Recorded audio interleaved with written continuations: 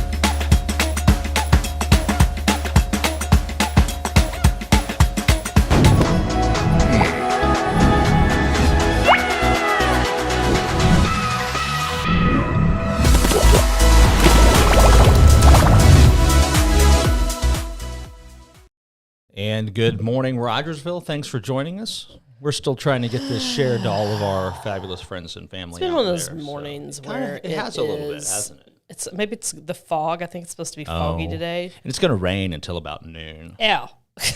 Which, you know. So, yeah, it's one of those days where things are off to a slow start. Kids were sleepy this morning. Of course, when it's like super, cloudy outside, you kind of tend to be sleepy and tired. And good morning, Beth. Good morning, Heather.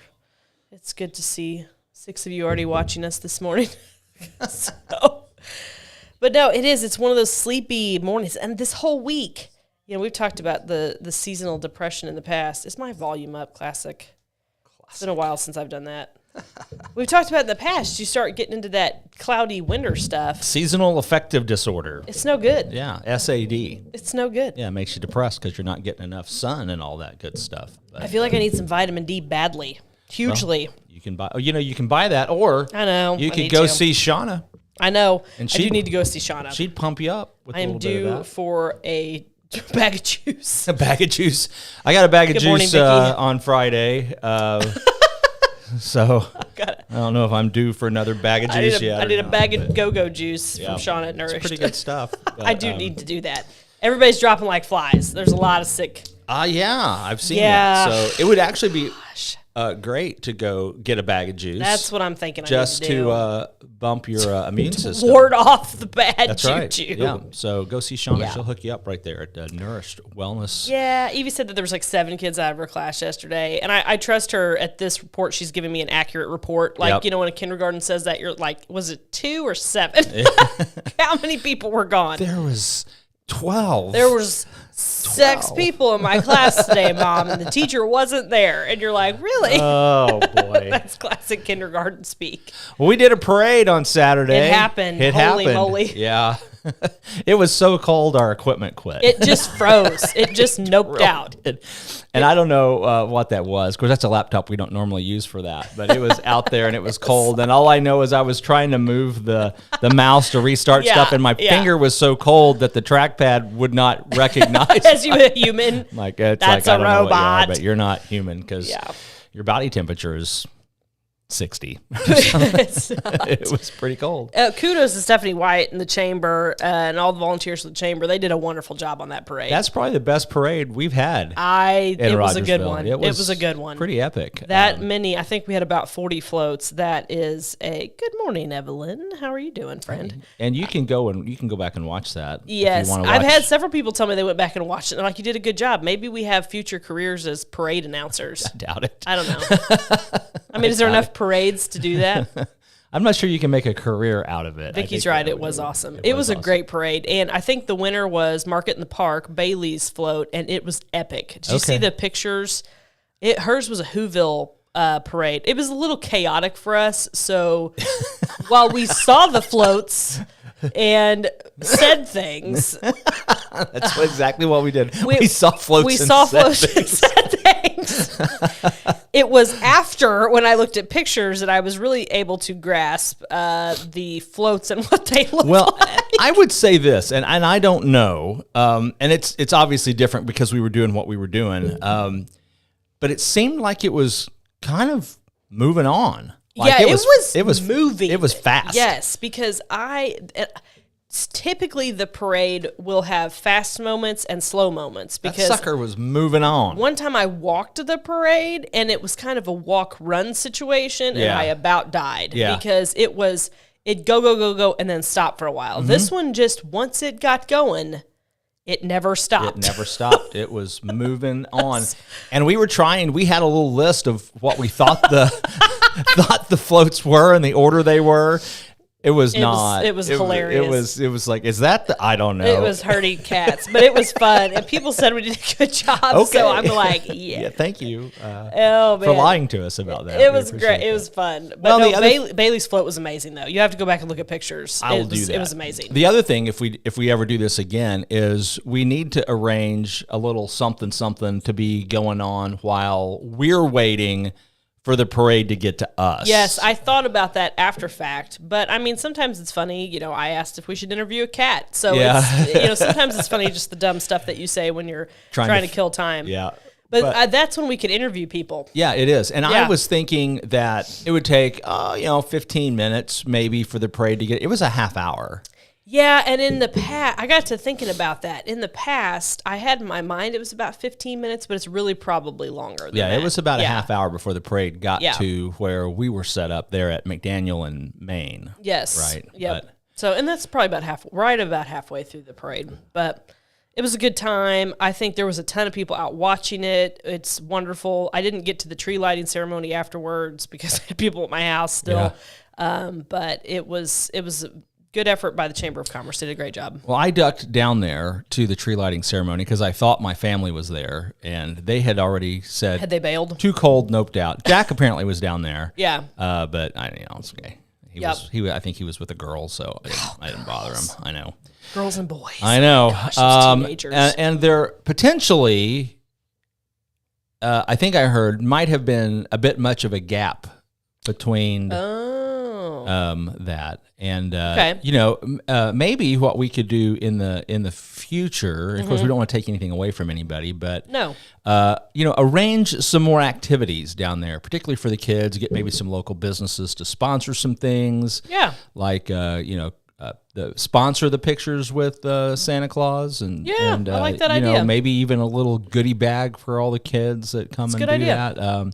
Just make that a little more epic event with a little more things going on for the kids to do, because there's a lot of standing around waiting, I think. Yeah. When it's cold, people lose interest when you're waiting. Yeah, you just wander off. Yeah, your unless body we got something going on. Like the laptop, your body nopes out. It's like, no, I'm done. Yeah, no kidding. Well, that was super fun. You mentioned the Elf Shop. What's going on with the Elf Shop? So PTA is starting Elf Shop this year. In years past, you might have heard... Good job. I hope you guys can hear that clapping. Oh, they can. So, in years past, this was known as Christmas Country Store. Oh, yeah, I remember that. And it was where the kids went to the gym and shopped. And here was the main issue with Christmas Country Store. You had no idea how many gifts you were supposed to buy, because the kids could select, I can't remember the numbers. My brain's blanking. They could select like 3 or 6 or 1 if they didn't contribute anything, whatever. So we were guessing on, and it's really hard to guess for about 1,200 students. Because this is covering kindergarten through 5th grade. So plus supply chain has changed.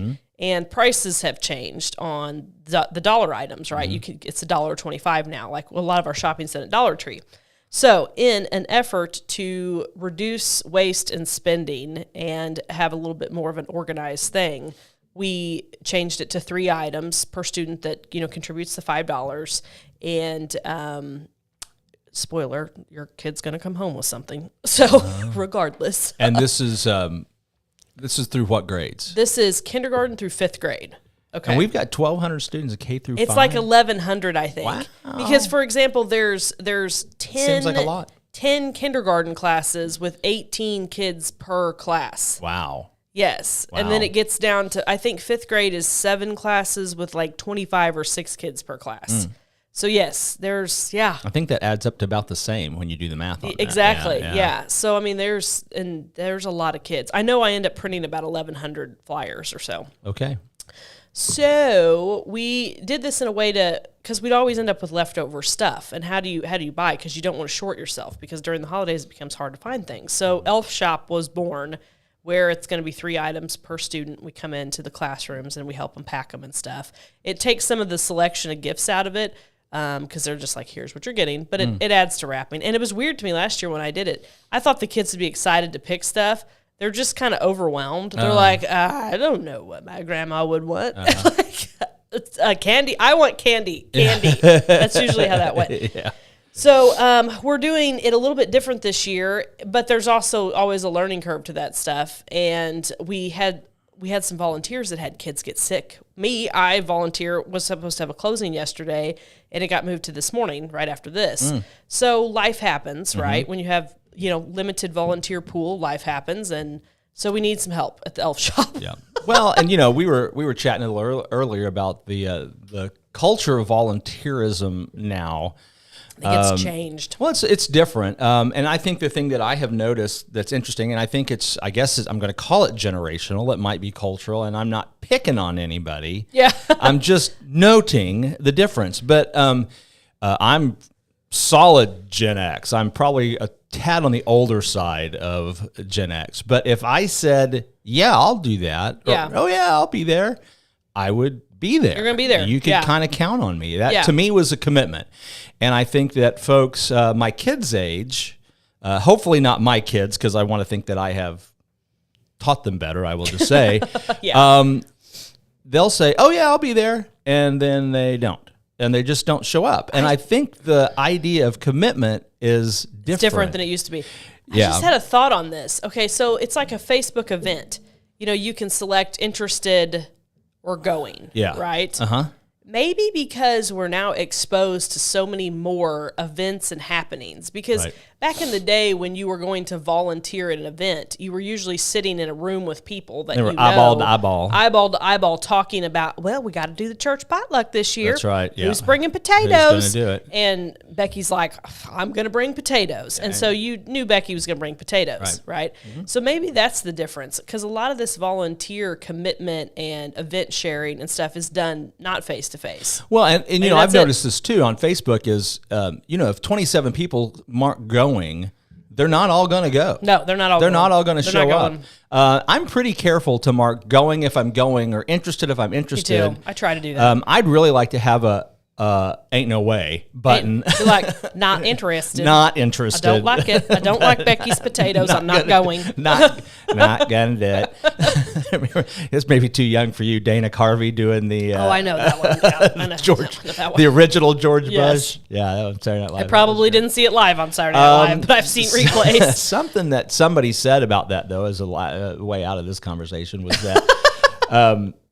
That generation, they just want to reserve their options. And so what they'll do is they'll commit to many different things. And then when it comes down to it, then they'll decide what they're actually going to do. And it's kind of a FOMO, fear of missing out kind of thing. Well, maybe they figured it out better. I mean, because I made 27 sandwiches and 8 people showed up because 27 people of you said you were going to be there, and then you weren't there. So much has changed in the past 20 years because of technology. So much. And I think it's a tangent of the whole ghosting thing that apparently people do too, where they just like, I'm just going to quit talking to you. You can text me and I won't respond. You can email me and I won't respond. And it's like I'm a ghost and I'm just gone. And I don't see you, so you can't see me. Yeah, I can't. Yeah. I have the best real estate story about that ever. I don't think I've ever told it on air, and I probably shouldn't today. But okay, well, we'll let that go. It involved showing a house, guy on the couch, blanket over his head. Fill in the blanks. It's like Just ignore the man on the couch with the blanket over his head. Come on, folks, let's go look at this house. That's hilarious. Does he come with the house? Does the guy on the He couch, probably would have, yeah. His cup of ramen and... Oh, no, okay, so here's another thing. I got to ask this, and you're a girl. Okay. Okay, I'm ready. What's the deal with the big black eyebrows? Well, I am not a beauty expert, obviously, so I don't follow... Well, whose ever idea that is not a beauty expert either. So I'm going to go back. Okay, I have naturally thick, dark eyebrows, and I was pregnant with Evelyn. This is why this is a legitimate story. I was pregnant with Evelyn, and at that time, people started telling me, hey, I like your eyebrows. Okay. And I was like, thanks. Same eyebrows my whole life.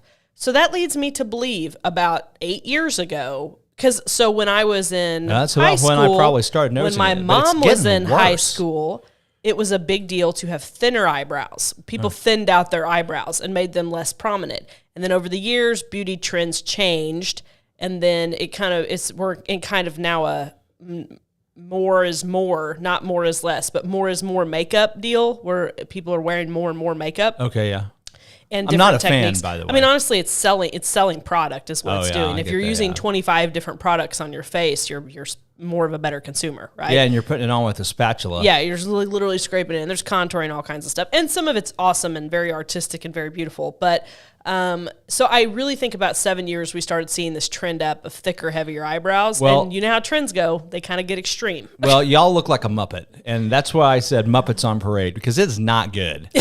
Where have you seen people with heavy eyebrows? I mean, I'm talking like a centimeter wide. I don't know what's up with that. And it's like, that'd be a good subject for the mom show. We need to let the girls. We'll have to let them. The ladies on the mom show. I think they're going to be shaking it up a little bit too. I think they're going to maybe get a 3 or 4 person rotation and kind of in fun. and out. I know Alice is having a good time at it. Alice has been doing this. She's been enjoying it. She's jamming on that. I think she's going to take more of a lead, and I think Cassie and Megan are going to maybe step back a little bit. Oh, that's cool. And doing some rotating. Very good. Well, you can't theoretically get burnt out on that, but we've been doing this for 2.5 years. Clara asked me today as I was dropping her off, are you going to do the waffle the rest of your life? Well, you've done it for half of her life, haven't you? About, yeah. Yeah, that's weird to think about. Probably about a quarter of her life. And I got to thinking, I'm like, no, I'm not going to do it the rest of my life. And she goes, well, are you going to do it, for a while? I'm like, yeah, probably. I don't, unless something, it's fine. Yeah. As long as people are watching and Will and I don't hate each other, it's fine. So far, so good. It was good. and as long as you don't draw in big, thick black eyebrows, it'll be okay. Well, the funny thing is, so for one Halloween, a couple years after the trend started, I did draw on insanely thick eyebrows, Will, and I went to a party. People didn't know I was in costume, and it was freaking awkward as hell. Because I had these enormous thick eyebrows, and people were like, is she really doing this now?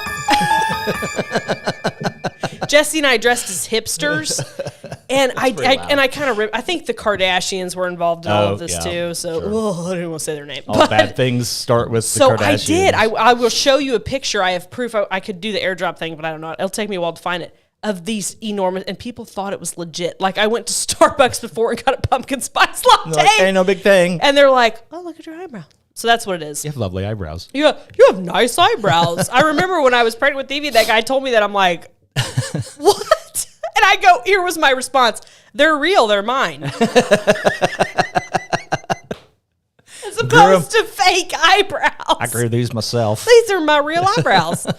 Yeah. So, no, I think there you go. But we'll let the moms further delve into the reasoning behind the thick eyebrows. But I'm guessing it's that. That sounds good. So, I saw of the report that Springfield is the poorest city in the state of Missouri. Now, I did catch that it's of cities 25,000 population and greater. So okay, that makes way more sense. That's taken out basically all of Southeast Missouri. All of the rural poor cities in the whole state. That makes taken out all of SEMO. I will say, Springfield. Don't you think, isn't SEMO, that's really the poor part of the state, isn't it? Don't you think? Southeast Missouri? Yeah.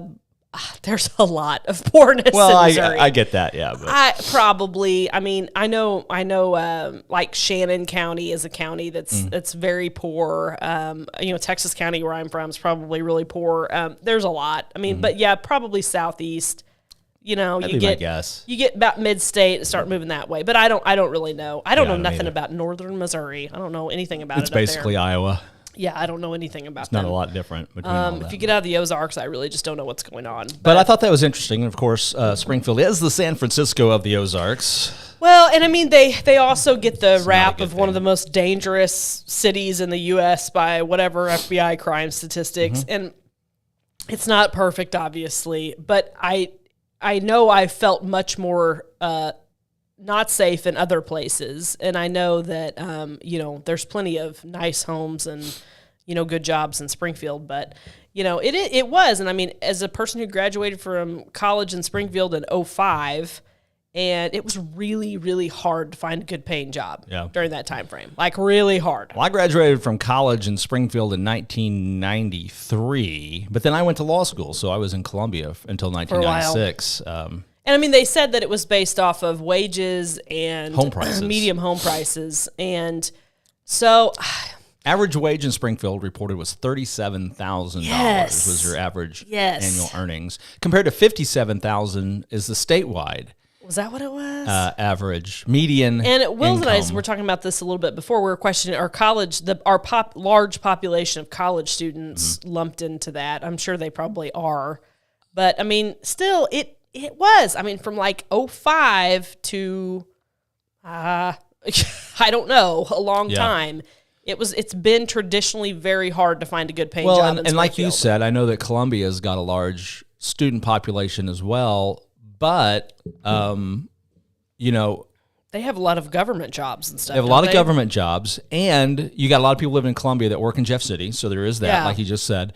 But Springfield has not just the one big university, but and I know there's others in Columbia too, but you've got Evangel's pretty good population of OTC's population is big. I mean, enrollment's pretty big too. It's a lot. Yeah, so I don't know. It's hard to say. We should look up the I guess our percentage of college, because that drives the crime rate too, right? Not because college students, but there's like theft, and there's a lot of petty theft and different things like that happen because of universities.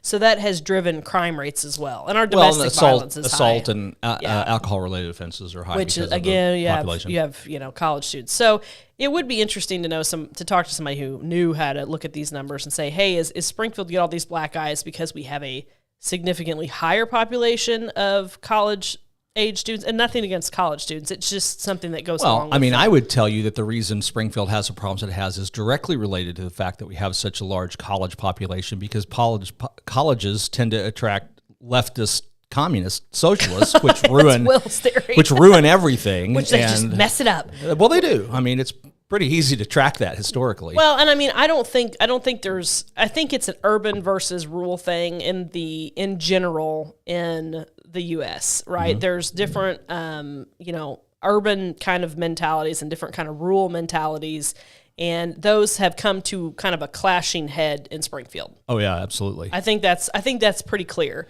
And once again, we're sitting right on the Mason-Dixon line. Yeah. Well, yeah, Springfield had issues with that back in the day. Darn right we did. So, I mean, there is that. And, it's one of those things. But Springfield gets a worse rap than they deserve. I believe that, without a doubt, because it is not the most dangerous city. And I will say, though, it has changed significantly, because, I lived right in Springfield for like 14 years. And it is a different place, I feel like, than it was now than when I lived there. And I mean, it's a like a violent crime and or murder rate calculation, which is, if we're sitting in this room and one of us gets murdered, then we have a 50% murder rate. Yes. And so you have to take that in consideration too. And you look at someplace like Chicago. Holy moly! And here's the thing. Here's the reason Chicago's murder rate isn't as bad is because Chicago is actually a relatively small geographic area surrounded by all of this other stuff. Population. Yeah, and so all this crime happens in Chicago, But you've got this huge population. You can't look at the population of the city. You have to look at the metropolitan area that it covers. And we got to looking at that one night, like what is the most who are the most populated cities in the U.S. and different things like that. And you can't search like, Los Angeles and Houston and Dallas. You have to search like the metropolitan area of Dallas. Yeah. So it makes a big difference. Because that's like if you're looking at broadcast media, places like that, they're looking at metro. They don't care what the population of the city is. They want to know what their reach is. It's like when you drive to St. Louis, you're deep into St. Louis before you see you're in St. Louis. Oh, sign, yeah. Right? You've gone through three different layers of subdivisions. Or not subdivisions. What are they called? What are they called? Suburbs. Yeah. Bedroom communities. Yes. And levels of corruption before you get down to the center of the beast. Yes. Down there. The belly of the beast. So, I do think Springfield gets a worse rap than it does. But I also think Portland and Texas. Springfield has some problems that they need to start addressing. Mm-hmm. I really do believe that. Because and I thought about, I'm going to go ahead and bring this up. Have you seen the news about the Athena Strand murder in Texas? No. It's terrible. It's a horrible situation where a 7-year-old was murdered. She was taken by a FedEx driver, right? She went outside and she had an argument with her stepmom. Stepmom didn't know she was outside. It sounded like it was a total crime of convenience, opportunity. Yeah. And he was contracted driver by FedEx. And of course, this hits super close to home because she's a 7-year-old girl. And we all have these fears, and it's kind of right. I'm bringing this up because I don't really feel comfortable taking my kids shopping really anywhere other than Rogersville, just because I kind of know my surroundings in Rogersville and know people that I'm seeing and things like that. I can keep a better eye on them. I'm less distracted because I feel comfortable going to Apple Market, right? And I don't feel comfortable taking my girls shopping in Springfield by myself. I don't blame you. So, and I mean, you being involved in, the legal world for all these years completely would understand why. Yeah. In fact, when we had young children, my wife and I approached it, I think, significantly differently because, we'd be at Silver Dollar City and I needed to be in physical contact with my children all of the time. Which is not, most people don't do that. If I couldn't touch them, I was wildly uncomfortable. That's fair. And she, was because she didn't live in my world, and so she was more comfortable with. Well, I can see them; they're here. Yeah. I'm like, you can not see them like that. Yep. Yep. And it happens so fast. But I was a prosecutor back in the day, and all that, and so I just got to see a lot of it. So I had a significant, probably more. I'm not paying attention to the. The comments. As far as I know, it is. It's like December 8th. That's like in 2 days. It's like Thursday. So and like I said, I lived in Springfield for longer than I've lived in Rogersville, and I would like to see it. And I've been going to Springfield my whole life because I always had family there. I would like to see it improving versus declining, and just kind of the look and feel of the city is not what it used to be. Oh, I agree. And 100%, I'd love to see it recover, but there's a lot of influence that's going to take it the wrong way. Trying to fix anything right now is like a mountain to climb. Yeah, it really is. Because everything you do, and, there's always somebody that's going to... So I got a little frustrated. I think it was Saturday. It was Saturday morning, and I was trying to get around and get some stuff done. I had to pull this whole studio apart and and rebuild it in the back of my truck at Lauren's driveway. You did an exceptional job, Will. Yeah, well, thanks. And then put it back together. I was stressed for you. I'd been setting some people up out the house at the Rains. They were doing some practice shooting with church security team, not my church, different church. But I was trying to get some stuff done, and I was in a position I was ready to buy gas for my truck. Yep. And so it's about 10-something Saturday morning. I know it's busy, and I get all that, but I go to our only gas station in town. Yep. And I pick a lane eventually behind Jennifer Yunker Black because I knew she would do it right. I knew she was going to do a good job. I had some faith in Jennifer. I had some faith in Jennifer, and funny. She did. But I took a little visual survey, and there were at least, I would say, 5 pumps blocked by a car. People inside. I don't know where they were, but there was a car parked at the pump there was no gas being pumped. The hose wasn't even in. It was still in the thing, and no one to be seen. They've been abducted. And I got a little cranky about that. I don't blame you because that's just common courtesy. It's just rude. It's just rude. Common courtesy. And so I made a little. You didn't see it because it was on Rogersville Residence, and so I just made a little post. I said, "Hey, listen, this is rude. Do better." Yeah. And 99% of the people were like, "Heck yeah, that's awesome." And 3 people were like, "What's the big deal?